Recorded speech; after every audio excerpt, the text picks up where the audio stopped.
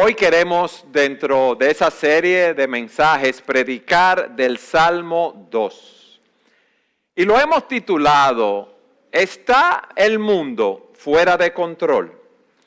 Porque muchos dirían, como oí del pastor Steve Lawson en un mensaje, que el mundo en que vivimos haría que Sodoma y Gomorra se sonrojaran.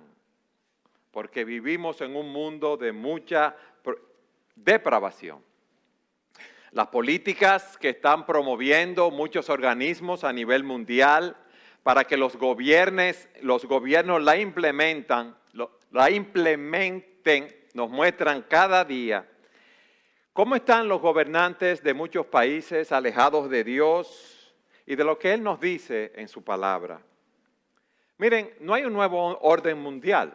Lo que hay es un nuevo desorden mundial en relación a la fe, a lo que dicen las Escrituras, en relación al matrimonio, a la procreación, a la familia, a la educación. Y quieren implementar políticas y controles muy estrictos. Se trata de restringir la libertad religiosa, se trata de restringir la libertad de culto, la libertad de expresión. Como me decía el hermano Alejandro Ramírez, se aprueban leyes mordazas para que las iglesias y los cristianos no se pronuncien contra los pecados que imperan en la sociedad, como es el homosexualismo. Se habla ahora de la eutanasia y muchos otros pecados más, crímenes que se quieren cometer. Se quiere quitar la patria potestad, o sea, la autoridad que tienen los padres sobre sus hijos menores. El derecho que tenemos nosotros a educarlos según nuestros valores cristianos. Y también a esos menores se les quieren dar libertades que van más allá de lo que pueden manejar, como es su temprana hipersexualización. En nuestro país, en el Ministerio de Educación, hace más de un año, había un programa de educación sexual que era contrario, que se quería implementar, no se implementó, contrario a los principios de la palabra. Se han inventado supuestos derechos sexuales y reproductivos que no existen para justificar el aborto y muchos crímenes más. Se está tratando también de erradicar las fronteras y las soberanías nacionales bajo un control supranacional como es la OEA, la ONU y muchos organismos internacionales más. Como dice un autor, se pretende rehacer la sociedad sometiéndola a un proceso de reingeniería social que es anticristiano. Nos quieren imponer una nueva ética conforme a patrones humanos y no conforme a lo que nos enseña la palabra de Dios. La pregunta que nos hacemos es la siguiente. ¿Es que estas personas, estos reyes, estos líderes, estos gobernantes, esos directores de esos organismos internacionales, esos multimillonarios que están implementando todas esas políticas, se van a salir con la suya? ¿Hacia dónde va el mundo? ¿Cómo debemos ver el caos que estamos viviendo? Hermanos, ¿alguna vez ustedes han pensado realmente que el mundo está fuera de control? A veces uno dice, bueno, el mundo está loco, porque esas cosas nunca se habían visto. Ya no solamente nos escandalizamos por las guerras que vemos, por los crímenes, por los abusos, por los patrones de vida depravados de muchos, sino que esto parece algo colectivo, dirigido por un grupo específico. ¿Es que los malvados van a cumplir sus propósitos? Yo les pido que me acompañen al Salmo 2, que nos da esa respuesta. Salmo 2, y vamos a leer el Salmo completo. Dice así la palabra de Dios. ¿Por qué se sublevan las naciones y los pueblos traman cosas vanas? Se levantan los reyes de la tierra y los gobernantes traman unidos contra el Señor y contra su ungido, diciendo: Rompamos sus cadenas y echemos de nosotros sus cuerdas. El que se sienta como rey en los cielos se ríe. El Señor se burla de ellos. Luego les hablará en su ira y en su furor los aterrará, diciendo: pero yo mismo he consagrado a mi rey sobre Sión, mi santo monte. Ciertamente anunciaré el decreto del Señor que me dijo: mi hijo eres tú, yo te he engendrado hoy. Pídeme y te daré las naciones como herencia tuya y como posesión tuya los confines de la tierra. Tú los quebrantarás con vara de hierro, los desmenuzarás como vaso de alfarero. Ahora pues, oh reyes, muestren discernimiento, reciban amonestación, oh jueces de la tierra, adoren al Señor con reverencia y alégrense con temblor. Honren al Hijo para que no se enoje y perezcan en el camino, pues puede inflamarse de repente su ira. Cuán bienaventurados son todos los que en Él se refugian. Hermanos, aunque el mundo parezca fuera de control, el punto es este: Dios tiene un plan y ese plan se va a cumplir y no va a fracasar porque todo está bajo su control soberano. Y lo primero que yo quiero que veamos en este salmo es de los versículos 1 al 3, la rebelión de las naciones contra Dios. En un nivel primario en el contexto debemos ver que se aplica al rey David, que tenía reyes en contra de él. Querían peleaban contra él, que era el rey, el ungido del Señor en ese sentido. En un sentido más extenso es lo que vemos hoy, que quieren destronar a Dios, quieren derrocar a Dios. Esas naciones impías quieren hacer lo que a ellos les parezca. Este salmo va más allá, claro está, de la experiencia de David, que se cumple con el ungido de Dios en Jesucristo, nuestro Señor. Y David, escribiendo bajo la inspiración del Espíritu, escribe este salmo que nos habla de una manera sumamente profunda. Miren algo, este salmo nos describe la guerra espiritual que todo hombre, óigame bien, todo hombre tiene contra Dios, contra el Señor Jesucristo. Todos nosotros, desde que nacemos, somos enemigos de Dios. No hay justo ni a uno, no hay quien entienda, no hay quien haga lo bueno, no hay quien busque a Dios. Dice la Escritura, a una nos hemos apartado de Dios. En Colosenses 1:21 se nos dice que antes de conocer a Dios, antes de venir a los pies de Jesucristo, en arrepentimiento por nuestros pecados, confesando nuestra fe en Él, nos dice que éramos extraños y enemigos de Dios. Extraños. Estábamos cortados, separados de la familia de Dios, enemigos, éramos aborrecedores de Dios. O sea, que si tú estás aquí y no te has arrepentido de tus pecados, si tú no has visto tu condición, tú eres ajeno a la familia de Dios y tú eres un enemigo de Dios. Y por eso el salmista se pregunta, ¿por qué se sublevan las naciones? ¿Por qué se amotinan? ¿Por qué se rebelan? ¿Por qué están sin descanso? ¿Por qué están llenas de rabia? ¿Por qué tienen esa ira contra Dios y con su palabra? ¿Por qué están en tumulto? ¿Por qué están en conmoción? ¿Por qué quieren derrocar? Porque es la idea que nos da esa palabra en el hebreo. ¿Por qué quieren derrocar el gobierno de Dios? ¿Por qué están tramando cosas vanas, cosas futiles, cosas sin esperanza, cosas tontas que no van a poder llevar a cabo? ¿Por qué están pensando que van a triunfar, que van a enfrentar al Todopoderoso y ellos van a tener la victoria? Miren lo que dice el versículo 2. No solamente porque se sublevan las naciones, porque traman cosas vanas, sino que se levantan los reyes de la tierra y los gobernantes traman unidos contra el Señor y contra su ungido, diciendo: rompamos sus cadenas y echemos de nosotros sus cuerdas. Aquí se nos presenta un mundo agitado, un mundo que está en subversión. donde los hombres han decidido romper todo lazo con Dios como súbditos. Y como yo decía, eso nos abarca a todos nosotros antes de conocer al Señor y por lo tanto abarca a todas las naciones, todos los reinos, todos los monarcas, todos los gobernantes.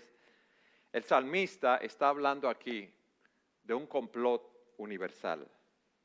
Y miren lo que dice. Se levantan los reyes de la tierra y los gobernantes traman unidos. Ellos están preparando una campaña contra el Señor. Pero fíjense, no es una campaña improvisada y una campaña rápida por la idea que se nos da aquí, sino de un modo sistemático y deliberado. Ellos quieren hacer uso de todas sus armas de guerra y están preparando este complot. Y la pregunta que nos hacemos nuevamente, ¿por qué no tienen paz? ¿Por qué quieren romper las cadenas y las ligaduras? ¿Ustedes saben por qué? Porque el hombre sin Dios quiere vivir conforme a sus propias pasiones y deseos.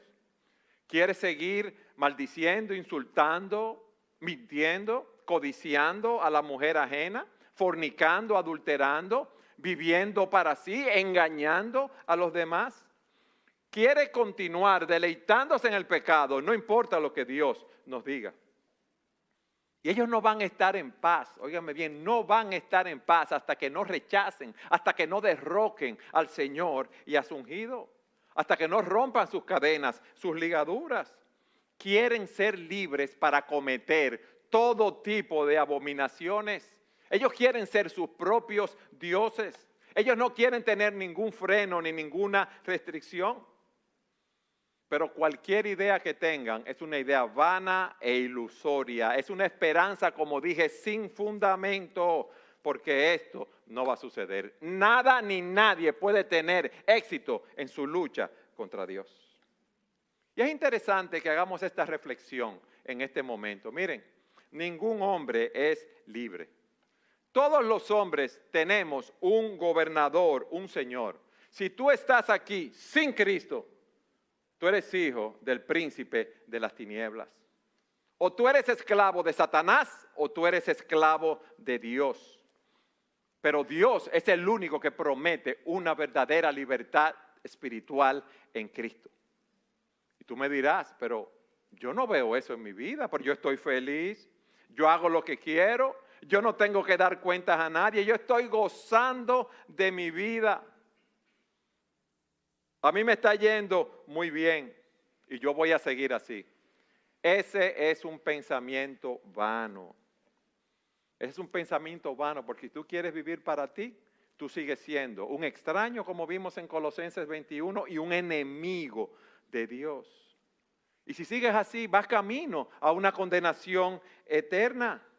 A través de los años, a través de las edades, el hombre ha tratado de rebelarse contra Dios. Miren, eso empezó, ¿ustedes saben dónde? En el huerto del Edén.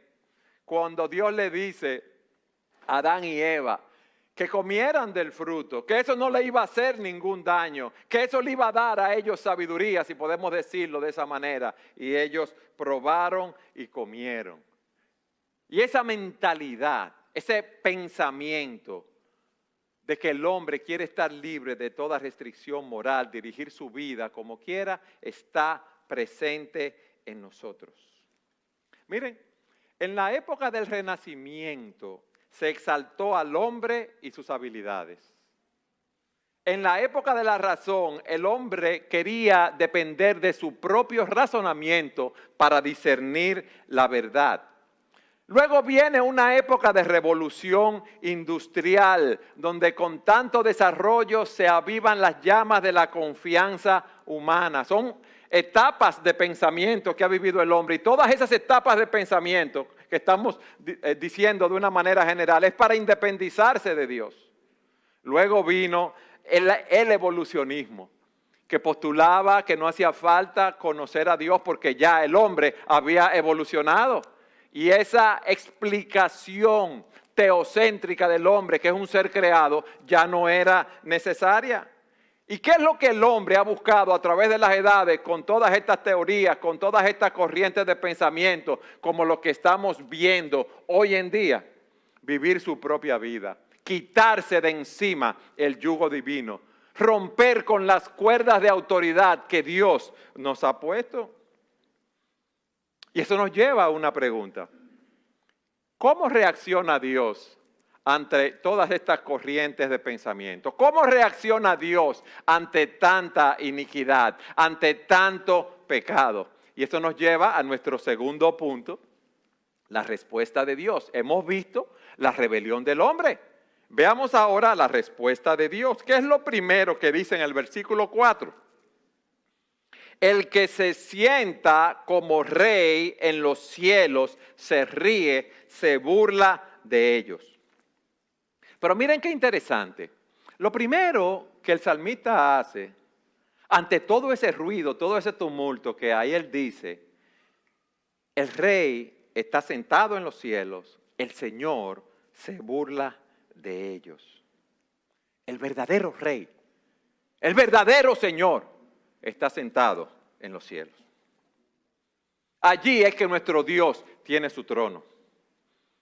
Él es Adonai, el soberano, el que gobierna el universo, el que controla todo lo que ocurre aquí en la tierra, quien lo controla con un poder absoluto de acuerdo a su plan soberano y sabio y que nada ni nadie lo puede detener.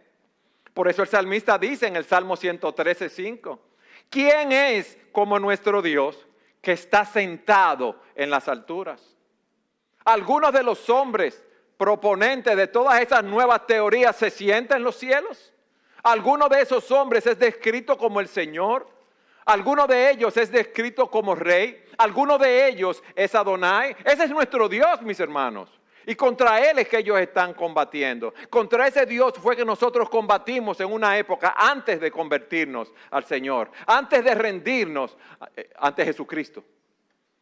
Por eso es tan impactante el texto de Isaías 6. Dice Isaías que en el año que murió el rey Usías, si mal no recuerdo, luego de más de 50 años de reinado, él dice, yo vi al Señor sentado sobre un trono alto y sublime, y la orla de su manto llenaba el templo. Cuando murió el rey, que era un tiempo de incertidumbre para la nación, que no sabían lo que iba a pasar, Isaías tuvo esta visión. Y dice, por encima de él había serafines, cada uno tenía 6 alas, con 2 cubrían sus rostros, con 2 cubrían sus pies y con 2 volaban. Y el uno al otro daba voces diciendo, Santo, Santo, Santo es el Señor de los ejércitos. Llena está toda la tierra de su gloria. ¿Y ustedes saben lo que pasó? Se estremecieron los cimientos de los umbrales a la voz del que clamaba. Y se llenó la casa de humo. Y Isaías, un profeta, un hombre de Dios, un hombre que vivía para la gloria de Dios, ¿qué dice? ¡Ay de mí! Porque perdido estoy, pues soy hombre de labios inmundos, y en medio de un pueblo de labios inmundos habito, porque mis ojos han visto al Rey, el Señor de los ejércitos. Él tuvo una visión del Señor en ese tiempo donde había tanta confusión en el pueblo de Israel. Al igual que Juan cuando estaba en la isla de Patmos. Él estaba allí en el día del Señor, él estaba adorando al Señor. Y dice que en medio de los candelabros vi a uno semejante al Hijo del Hombre, vestido con una túnica que le llegaba hasta los pies y ceñido por el pecho con un cinto de oro. Su cabeza y sus cabellos eran blancos como blanca lana, como la nieve. Sus ojos eran como una llama de fuego. Sus pies se parecían al bronce bruñido cuando se le ha hecho refulgir en el horno, y su voz como el ruido de muchas aguas. En su mano derecha tenía 7 estrellas y de su boca salía una espada aguda de 2 filos. Su rostro era como el sol cuando brilla con toda su fuerza. Cuando lo vi, dice Juan, caí como muerto a sus pies. Y él puso su mano derecha sobre mí diciendo, no temas, yo soy el primero y el último.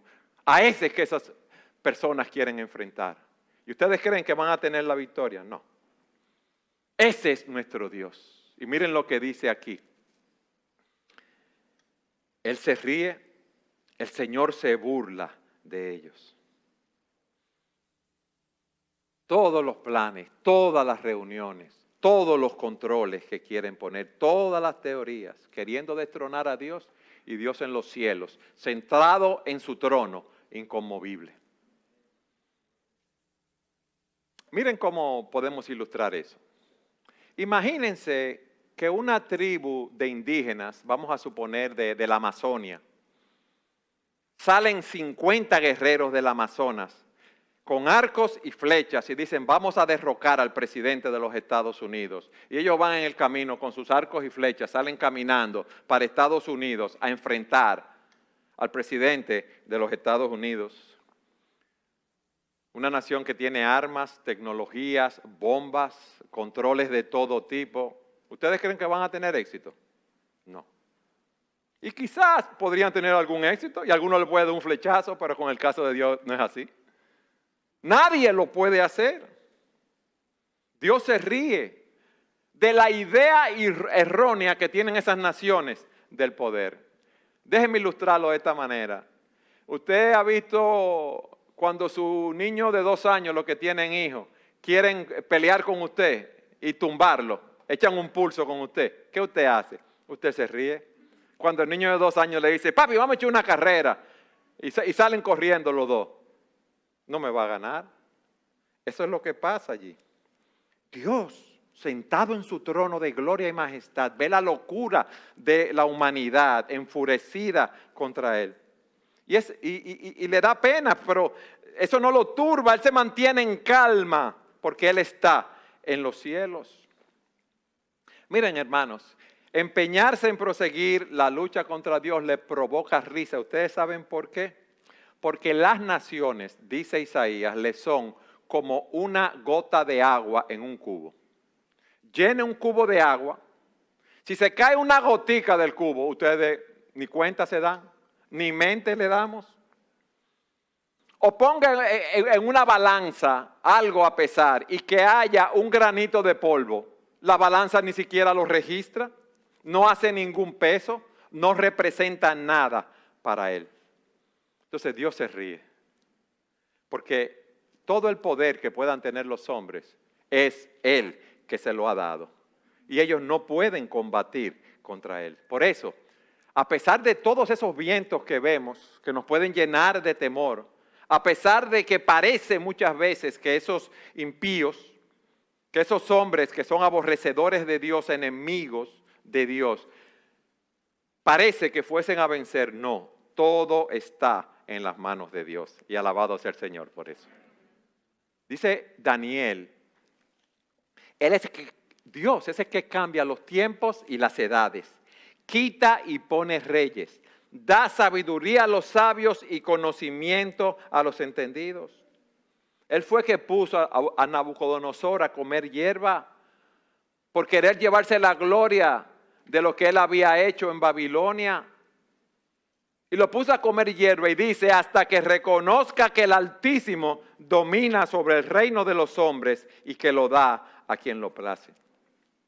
Mis hermanos, el cielo no es una democracia, es una teocracia, es el gobierno de uno solo, el Dios Todopoderoso, quien es nuestro Padre, aquel que reina y reinará por los siglos de los siglos. Amén. Solo hay un plan para la humanidad, no nos perdamos. No nos dejemos confundir por el ruido que vemos a nuestro alrededor. Pero en la respuesta de Dios vemos que Él está en los cielos, que Él es Señor, que Él es Rey, vimos su majestad, ¿verdad? Vimos que Él se ríe, se burla de esos intentos que quieren hacer de derrocarlo, pero aquí también se nos dice que el Señor en el momento adecuado va a hablar y va a destruir los planes de esos impíos. Versículo 5. Luego les hablará en su ira y en su furor los aterrará. El Señor está indignado. El pecado del hombre no lo deja tranquilo, provoca su ira. La persistencia del hombre enciende el furor del Señor y dice, les va a hablar en su ira, los va a aterrar en su furor, los va a llenar de temor. El Señor no va a ser tolerante con el pecado. Esto no va a durar así para siempre. Llegará un momento en el cual el Señor va a actuar. No te creas tú que tú puedes seguir viviendo tu vida de pecado como si que nada va a pasar, como que eso no va a tener consecuencia. Jóvenes, no crean ustedes que se están llevando al mundo por delante. Quizás tus padres y las personas a tu alrededor no sepan los pecados que tú estás cometiendo, pero Dios tiene conocimiento de cada cosa que hacemos. No te engañes, lo que el hombre sembrare, eso es lo que el hombre va a segar. Y la ira de Dios se manifiesta desde el cielo contra aquellos que detienen la verdad con impiedad e injusticia. Yo quiero que me acompañen al Salmo 5 para que veamos esa manifestación del furor de Dios. Salmo 5, versículos 4 y 5. Porque tú no eres un Dios que se complace en la maldad. El mal no mora en ti. Los que se ensalzan no estarán delante de tus ojos. Óyeme bien, no estarán delante de tus ojos. ¿Y qué dice después? Aborreces a todos los que hacen iniquidad. Tú los aborreces y ellos no van a estar delante de ti. Salmo 7, versículo 11, búsquenlo. Pero el Señor permanece para siempre. Ha establecido su trono para juicio y juzgará al mundo con justicia. Con equidad ejecutará juicio sobre los pueblos. Salmo 9, versículo 15. ¿Por qué busco esto? Porque quiero que sea la Escritura que les hable a ustedes, que vean lo que dice la palabra de Dios. Las naciones se han hundido en el foso que hicieron, en la red que escondieron, su propio pie quedó prendido. O sea que lo que ellos están haciendo, ellos van a quedar atrapados en esa red. Miren lo que dice en el versículo 17, los impíos volverán al Seol. O sea, todas las naciones que se olvidan de Dios. Versículo 19, levántate, oh Señor, no prevalezca el hombre, sean juzgadas las naciones delante de ti. Salmo 11, versículo 4, el Señor está en su santo templo, el trono del Señor está en el cielo o en los cielos. Sus ojos contemplan, sus párpados examinan a los hijos de los hombres. El Señor prueba al justo y al impío. Y su alma aborrece al que ama la violencia. Sobre los impíos hará llover carbones encendidos, fuego, azufre y viento abrasador será la porción de su copa. La ira de Dios, repito lo que dice Romanos 1:18, se revela desde el cielo contra toda impiedad e injusticia de los hombres que con injusticia restringen la verdad. Antes de conocer a Dios, estamos llenos, como dice Romanos 1:28, de toda injusticia, maldad, o sea, perversidad, avaricia, malicia, llenos de envidia, homicidios, pleitos, engaños, chisme, calumnia, aborrecimiento de Dios. Somos insolentes, soberbios, jactanciosos, inventores de lo malo, rebeldes a Dios, rebeldes a los padres, desleales, sin amor, despiadados. Y miren lo que dice. Ellos, aunque conocen el decreto de Dios, que los que practican tales cosas son dignos de muerte, no solo las hacen, sino que también dan su aprobación a los que lo practican. Aprueban lo que otros hacen mal. Aprueban a los otros que siguen por su camino pecaminoso. Entonces, en el día de juicio no va a haber misericordia para aquellos que son aborrecedores y enemigos de Dios. Este salmo nos habla de la realidad de quién es Dios. Y algún día los habitantes de la tierra van a reconocer, van a ver, van a experimentar la gravedad de la indignación divina y van a clamar a los montes y a las peñas. Miren, yo estaba viendo en Apocalipsis capítulo 6, versículo 12, se nos dice lo siguiente. Leo de la Nueva Traducción Viviente este texto. Mientras yo miraba, el Cordero rompió el sexto sello y hubo un gran terremoto, el sol se volvió tan oscuro como tela negra y la luna se volvió tan roja como la sangre. Entonces las estrellas del cielo cayeron sobre la tierra como los higos verdes que caen de un árbol cuando es sacudido por el fuerte viento.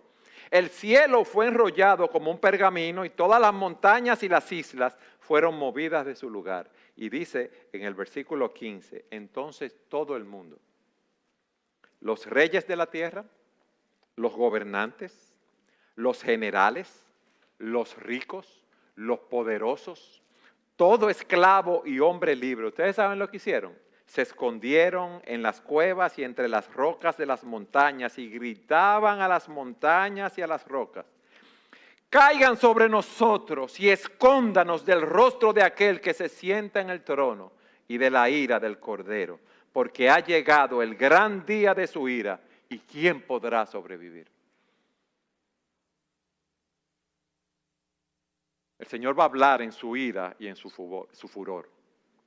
Pero continúa diciendo en el versículo 6, pero yo mismo he consagrado a mi rey sobre Sión, mi santo monte. Yo mismo, dice el Señor. Las naciones pueden pensar lo que quieran, pero yo mismo, yo, Dios el Padre, he consagrado a mi rey sobre Sión, mi santo monte. Esa es la respuesta de Dios ante el clamor, el deseo de los hombres de romper con sus ligaduras, con sus cadenas. ¿Qué hemos visto hasta aquí? La rebelión de las naciones que están compuestas de hombres contra Dios. La reacción de Dios desde los cielos. Pero en tercer lugar, de los versículos 7 al 9, se nos dice el plan predeterminado que tiene Dios para lidiar con la rebelión del hombre. Miren lo que dice, versículo 7. Ciertamente anunciaré el decreto del Señor que me dijo: mi hijo eres tú, yo te he engendrado hoy. Pídeme y te daré las naciones como herencia tuya y como posesión tuya los confines de la tierra. Tú los quebrantarás con barra de hierro, los desmenuzarás como vaso de alfarero. Dios tiene un plan que se centra en la persona de su Hijo Jesucristo. Un plan que se centra en el poder del Mesías, el ungido de Dios, aquel que reinará por siempre y para siempre. Aquí se nos presenta la relación intertrinitaria. Cuando habla de que Cristo es engendrado del Padre, no quiere decir que fue concebido por el Padre, sino que se refiere a la relación eterna e inmutable que existe entre la primera y segunda persona de la Trinidad. Y Dios lo dice: tú eres mi hijo, yo te he engendrado hoy. Cristo es Dios, eternamente Dios. Pero Dios decretó desde antes de la fundación del mundo que para tratar con la rebelión del hombre, la segunda persona de la Trinidad, el Hijo eterno de Dios, vendría al mundo para pagar la penalidad por el pecado. Dice Gálatas 4:4. Pero cuando vino el cumplimiento del tiempo, Dios envió a su Hijo, nacido de mujer y nacido bajo la ley. ¿Para qué? Para que redimiese, para que rescatase a los que estaban bajo la ley, a fin de que recibiésemos la adopción de hijos. Cristo vino al mundo, murió bajo el plan determinado de Dios. Con su previo conocimiento, Cristo fue entregado en manos de hombres malvados. Pero eso no fue al azar. Eso no fue un fracaso, eso fue conforme al plan predeterminado de Dios. Acompáñenme a Hechos, capítulo 2, 22, 2, 23. Capítulo 2, versículo 23, lo leo. A entregado por el determinado consejo y anticipado conocimiento de Dios, prendisteis y matasteis por manos de inicuos crucificándole. Y dice en el capítulo 4, versículos 27 y 28, porque verdaderamente se unieron en esta ciudad contra tu santo Hijo Jesús, a quien ungiste. ¿Se unieron quiénes? Herodes y Poncio Pilato, con los gentiles y el pueblo de Israel. ¿Para qué? Para hacer cuanto tu mano y tu consejo habían determinado que sucediera. Cristo Jesús sufrió la cruz voluntariamente. Él cargó con el castigo de nuestros pecados. Al tercer día resucitó y ascendió a los cielos y está sentado a la diestra del Padre Celestial. Y Dios le dice, versículo 8, pídeme, Dios el Padre, y te daré las naciones como herencia tuya y como posesión tuya los confines de la tierra. Tú los quebrantarás con barra de hierro, lo desmenuzarás como vaso de alfarero. Hermanos, miren qué hermoso. El Padre Celestial le dice a su Hijo, en esa relación intertrinitaria, en esa conversación, pídeme y te daré las naciones como herencia tuya. Miren el deseo de Él como Padre, de dar a su Hijo lo que le pida. Y aquí vemos cómo el Padre está poniendo todo a la disposición de su Hijo. Hermanos, mientras el mundo cree que todo está bajo sus manos, todo está sujeto a la disposición del Mesías, a la petición que Él haga al Padre. Si Él lo pide, es suyo.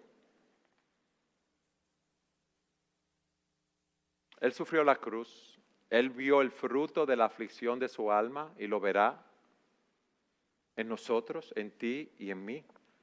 Pero también su ira va a ser derramada sobre todos aquellos que presenten oposición. Ese Cristo que murió en la cruz del Calvario, ese Cordero Santo y sin mancha, que resucitó, va a venir a la tierra en poder y en gloria. Óyeme bien, vendrá a la tierra en poder y en gloria para quebrantar y desmenuzar a todos aquellos que se oponen. Miren lo que dice el versículo 9. Tú los quebrantarás con vara de hierro, los desmenuzarás como vaso de alfarero. Todas las personas rebeldes, todas las naciones rebeldes van a ser subyugadas por el ungido de Dios. Van a ser quebrantadas con vara de hierro y desmenuzados como vasija de alfarero. Juan nos dice en Apocalipsis, de su boca sale una espada afilada para herir con ella a las naciones y las regirá con vara de hierro. Él mismo pisa el lagar del vino del furor de la ira del Dios Todopoderoso. En su manto y en su muslo tienen un nombre escrito. ¿Cuál es? Rey de reyes y Señor de señores. Él es el gobernante verdadero de todo el mundo. No ninguno de los que vemos aquí. No de ninguno de los que están tramando cosas vanas contra Dios, porque no van a llegar a ningún sitio. Y Jesucristo es el centro del plan de Dios para tratar con el pecado, con nuestra rebeldía, con esas naciones que se oponen, para subyugar, para vencer a Satanás y sus huestes de maldad. Él es que va a retornar a la tierra, mis hermanos. Llegará el día y la hora que solo Dios lo sabe y va a juzgar la tierra. Y mientras tanto nosotros aquí, hoy en este día, estamos proclamando el evangelio de salvación. Las buenas nuevas de que Dios se encarnó y vino al mundo para salvar a todo aquel que en Él cree, para que no se pierda y tenga vida eterna. Hay esperanza, hay una oportunidad en Jesucristo. Dice la Escritura en 2 Tesalonicenses, cuando el Señor Jesús se ha revelado desde el cielo, con sus poderosos ángeles en llama de fuego, dando castigo a los que no conocen a Dios y a los que no obedecen al Evangelio de nuestro Señor Jesús. Estos sufrirán el castigo de eterna destrucción, excluidos de la presencia del Señor y de la gloria de su poder.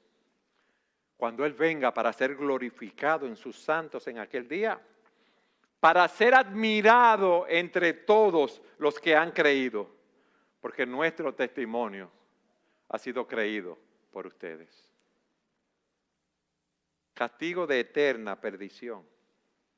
Saber que pudiste haber recibido al Señor y no lo recibiste, que pudiste haberte arrepentido de tus pecados y no te arrepentiste. Saber que pudiste haber confiado en Él como el único salvador de tu vida y no lo hiciste. Ese es el plan de Dios para lidiar con el hombre rebelde, para lidiar con Satanás y su fuerza, para lidiar con todo el ruido, toda la bulla, todo el tumulto que vemos a nuestro alrededor.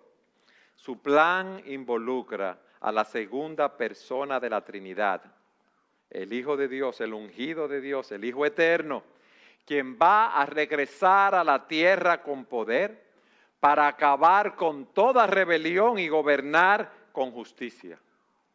Y eso nos lleva al tercer punto, porque nos hacemos una pregunta. ¿Cuál debe ser la respuesta tuya y mía ante esto? ¿Cuál debe ser la respuesta de las naciones que están combatiendo contra el Señor? Eso, nuestro cuarto punto, debemos someternos al Dios Todopoderoso y a su ungido mientras hay tiempo. Vayan conmigo al versículo 10 del Salmo 2. Miren qué invitación tan hermosa el Señor nos hace en su gracia y su misericordia. En vez de emitir juicio inmediato contra nosotros, el Señor y su ungido en su misericordia proveen una oportunidad para el arrepentimiento. Miren las oportunidades que nos da, versículo 10. Ahora pues, oh reyes, o sea, ustedes que están tramando contra mí, primero muestren discernimiento. Segundo, reciban amonestación, oh jueces de la tierra. Y luego dice, adoren al Señor con reverencia y alégrense con temblor. Ese mandato es para todos nosotros. Dice la Escritura que todos hemos pecado, que todos nosotros estamos destituidos de la gloria de Dios. Todos nosotros en algún momento de nuestras vidas hemos dicho, al igual que como vemos en el versículo 3, rompamos sus ligaduras y echemos de nosotros sus cuerdas. ¡Wow! Pero hay una puerta de gracia, hay una puerta de misericordia. Y Él nos dice, ve y entra por ella antes que sea tarde. Versículo 12, sean sabios, honren al Hijo para que no se enoje y perezca en el camino, pues puede inflamarse de repente su ira. Cuán bienaventurados son todos los que en Él se refugian. Adoren al Señor con reverencia.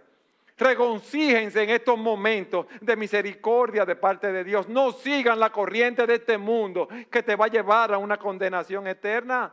Él nos está diciendo no seas un perdedor cuando tú tienes la oportunidad de estar del lado del vencedor y disfrutar de su gloria para siempre en vez de una condenación eterna en el infierno. Todavía hoy, óyeme bien, hay oportunidad.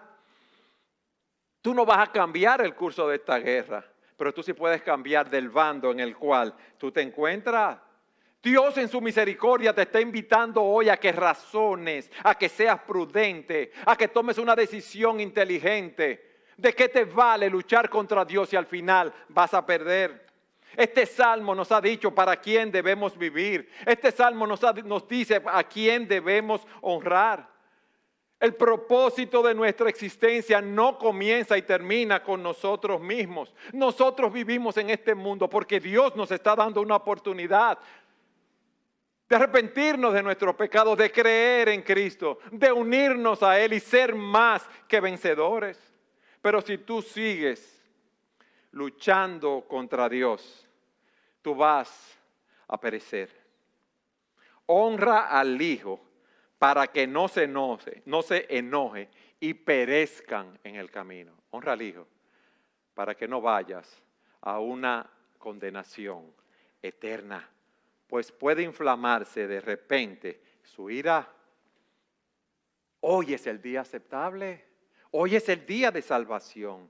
Llámalo ahora, invoca su nombre de donde tú estás, porque tú no sabes qué va a ser del día de mañana. Miren, Cristo vino en misericordia la primera vez.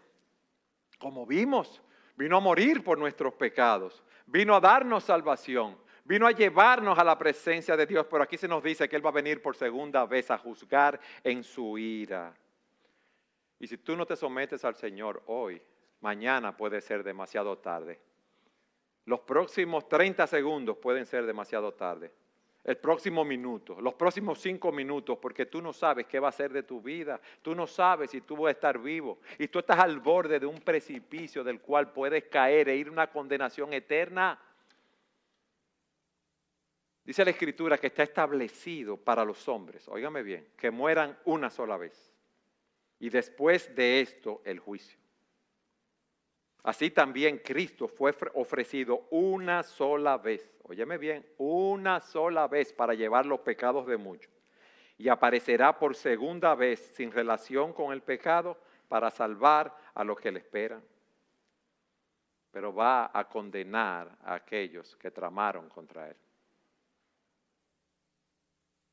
Miren lo que dice el versículo 9 al final. Cuán bienaventurados son todos los que en él confían. Yo te pregunto, ¿tú eres bienaventurado? ¿Tú te has refugiado en él? ¿Tú has sido rescatado de la condenación eterna? Recuerda lo que dice la Escritura, que no hay salvación en ningún otro nombre, porque no hay otro nombre dado a los hombres bajo el cielo en el cual puedan ser salvos, solo en el nombre de Jesús. Y solo hay un mediador entre Dios y los hombres, Jesucristo, porque solo Él es Dios, porque solo Él venció y solo Él te puede dar la vida eterna. Corre al Señor hoy, dile lo pecador que eres, confiésale tus pecados, dile que estás arrepentido y que confías solo en Cristo para salvación. Al principio de este mensaje decíamos que muchos nos preguntamos si el mundo está fuera de control, que si los malos iban a seguir haciendo de las suyas e iban a salirse con la suya, quedándose tranquila. Y aunque parezca que Dios no tiene control de lo que ocurre en el mundo, hemos visto que no es así. Que Dios tiene un plan que no puede fracasar y que no va a fracasar, ya que todo, óigame bien, como hemos visto, lo hemos probado con la Escritura, todo está bajo su control soberano. Y en el tiempo establecido por Él, Él hará conforme al designio de su voluntad. Pero hay tiempo para arrepentirse. Hay tiempo hoy para clamar a Él. Y como hemos visto, bienaventurados todos los que en Él confían. ¿Ustedes saben algo? Solamente hay refugio en Dios. Solamente en Él tenemos paz y seguridad. Y esa paz y seguridad se encuentra en Jesucristo y en nadie más. Yo alabo al Señor por eso en este día. Qué bueno es el Señor, qué esperanza tenemos nosotros. No sabemos lo que vamos a enfrentar en este nuevo año. Miren cómo están hasta restringiendo los medios de comunicación. Pero nada de eso va a vencer al pueblo de Dios. Nada de eso va a permitir que proclamemos las buenas nuevas de salvación. Y nada de eso va a impedir que las personas reciban a Cristo como su Señor y Salvador. Nosotros estamos aquí, Iglesias Bíblicas, Sola Gracia, para proclamar esas buenas nuevas de salvación y esas bondades que Dios ha tenido para con nosotros en Jesucristo.